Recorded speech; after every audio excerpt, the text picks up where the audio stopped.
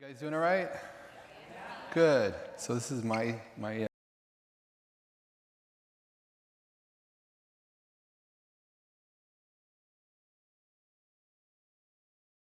lot to be back on this stage. Last time I was here, for those of you, how many people here were at the 140U? Just curious.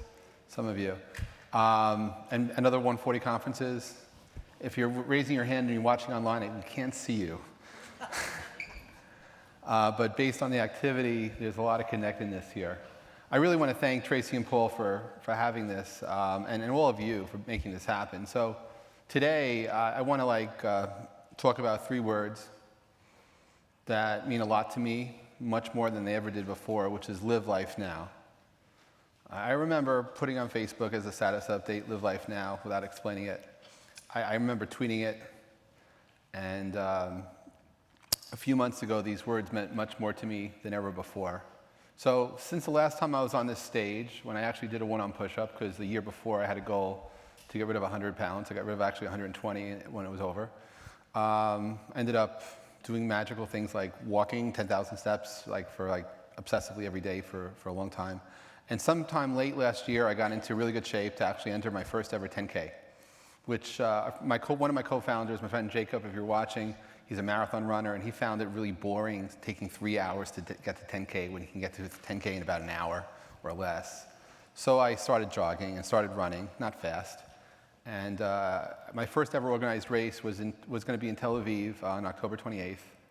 And so that was last year. And so I actually entered, and winning for me was getting my cardiologist to sign a note saying I was healthy enough to enter. That was like, and it was the kind of race that if you do run, it's a place where every kilometer was a DJ or a band, and so it was very community-based. So I was really looking forward to and it's a night run, so it was just really a fun thing. But as life would have it, what I learned that day was not about running, because about 7 hours before the race, I was waiting to order lunch with my friend Jacob and his friend Lior in Tel Aviv, and my next memory cuts to being in the back of an ambulance in excruciating pain. Because what happened to me was that I had a seizure. The first one ever in my life. No one actually knows why I had it. It turns out everyone in this room could have one seizure and it's okay. Medical science this very day debates whether or not to treat the first seizure. I had all these tests, both in Israel and in the States, and they don't know. But anyway, I had this seizure, and I was so strong, I was down to about 16% body fat, that while I was sitting down, I had enough strength to dislocate my right shoulder, fracture 2 bones in it, and tear 7 muscles off my bone. That hurt like hell. But luckily, I was on drugs, and so I didn't feel that pain for a while.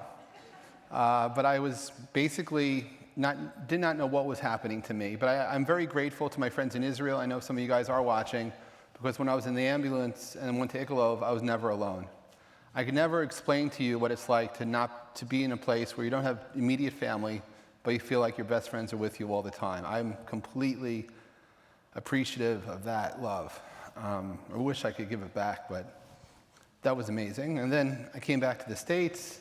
I actually spoke at a conference before, which if you ever do, I was on oxycodone. Apparently I gave a really nice talk, I was told. I don't remember anything about it. And then I had shoulder surgery, where they rebuilt my shoulder at the hospital for special surgery. And that's when these words, live life now, actually mattered to me, because as I was sitting and recovering from the surgery, I started thinking about 2014. 2014, that day, October 28th, lasted many months for me, because, see, when you wake up in the morning and you realize you can't tie your shoes, or you can't button your shirt, I was very fortunate to move in with my mom. I was 52, I still am, but I moved into my mom's house with my sister, and my life became slightly different than it was right before. I was living very independent for a very long time, and I became very dependent on just being. And it's an appreciation that you just don't get until it happens to you. And I took over my mom's living room, because I couldn't sleep in a bed for almost 4 months. Because when you have, any of you have shoulder issues ever? You know what I'm talking about? Some of you maybe. So it's like, they don't warn you about this. It's like next time I write an article for Huffington Post, it's the things I wish I knew before I had sudden surgery. Because I wasn't ready to be what happened to me. I mean, everything stopped, right? So I wore the same sneakers from October 28th to sometime in the beginning of March. So that was one very long day to me. And I kept on reminding myself about what was going through. I dealt with pain management, but I started to appreciate life. And I started to appreciate memories of moments and started thinking about stuff and started really learning about the now.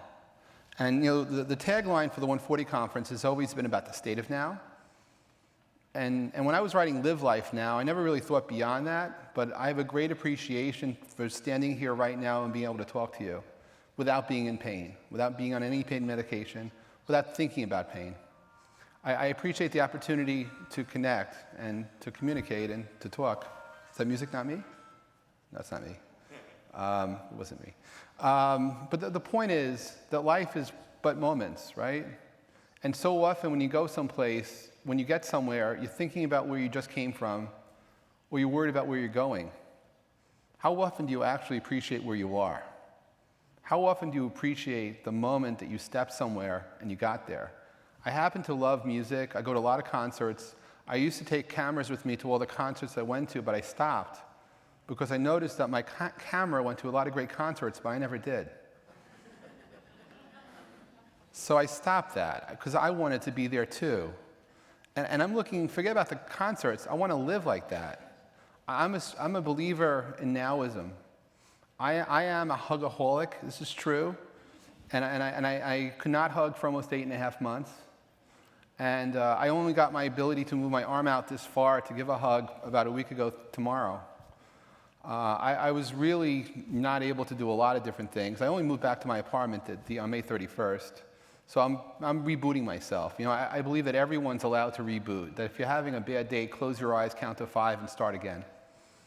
I'm on version 8, I'm probably 10.3 by now of me. I mean, if you're not having a happy life, change it. There's no permission needed here. Just do what you feel is right and make it so. Be grateful that you're alive if you can be appreciative of that. And appreciate the things that are in your life because in a flash, they're gone.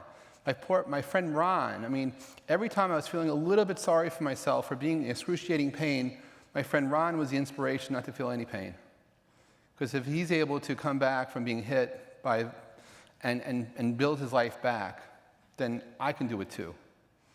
And I didn't care about that I got rid of this weight. So I was really embarrassed. So for those of you who do know me, I was very open about sharing my journey about getting rid of 120 pounds on Facebook.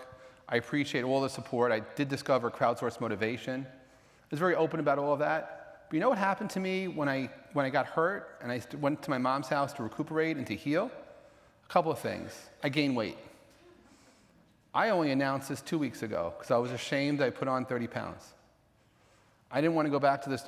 I got rid of so much clothes, all my big clothes I gave away to charity, and I didn't want to go back and start shopping, but I had to wear something to come here. So I'm at odds with that, but my trainer Zoltan promises me 4 months, now that I can move my arm together, I can be back down to fighting weight.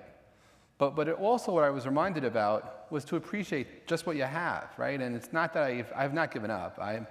I'm very much looking forward to working out again. I was obsessively working out 7 days a week, although I'd only tell people about 4 or 5 days of it because it was boring. But I really liked it. I really liked the energy you have. What I missed for 4 months was that sweat. What I missed was feeling that, wow. So I'm back for that. And really, I really appreciate people. There's something to be said about mindfulness, and we discussed it briefly in different parts here, but understand that if you've ever been in excruciating pain or just annoying pain, and was a very connected person, it gets really hard to be.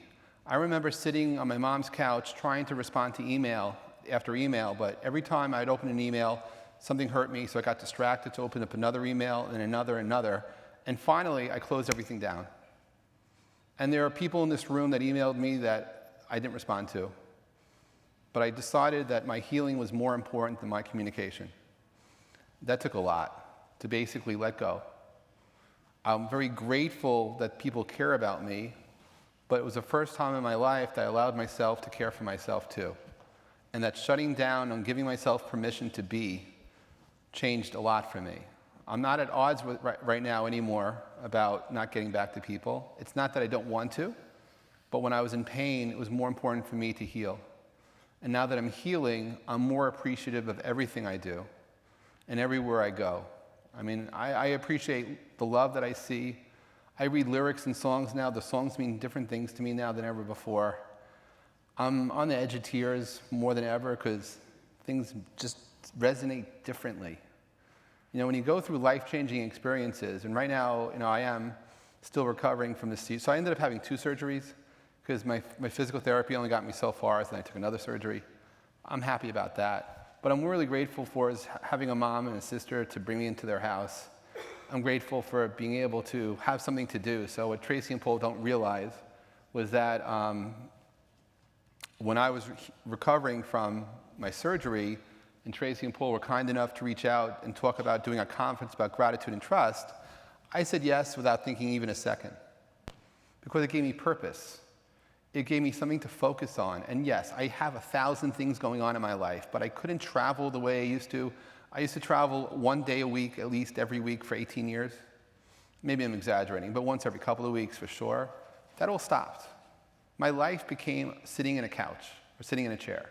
And when you travel, by the way, just as a FYI to any of you in the travel industry, hotels advertise beds. They never advertise the chairs in the rooms. And if you can't sleep in a bed, it's kind of nice to know what kind of chair they have, but they don't tell you. They just don't tell you. But I'm very grateful to having this event and bringing together some amazing people who've been very open. And I really do appreciate the opportunity to live life now. I believe that for the rest of my being able to give a hug, to say to someone I love them, and to really just be in that moment, that's the best I could ever do. It's not that I don't worry about tomorrow or think about yesterday, but I want to spend much more time in the now. I believe in nowism. I believe in being present. And I try not to be distracted when I meet somebody, but I try to feel the energy that's there.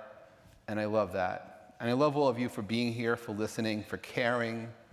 And I have no regrets. I am sorry for the people I didn't see last year, for the places I didn't go to, but I look forward to tomorrow. But I appreciate where we are today.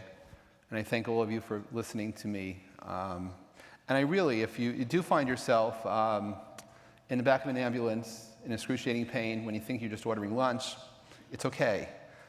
Things will be all right. It may take a little while. I still remember telling a good family friend right after my surgery that they put my arm in upside down backwards. I guess I was on drugs. But that person took me very seriously. It's the crazy stuff you think about, but it's all right, right? It's just, you just don't know. But it's mind matter and you matter the most, though. And it's being able to share love. I mean, at the end of the day, all we really do need is love. To give it, to feel it, to share it, and do what matters to you. And to find those moments to care for yourself, too. But Mom, Lauren, I love you. Thank you for having me. Thank you all for having me today.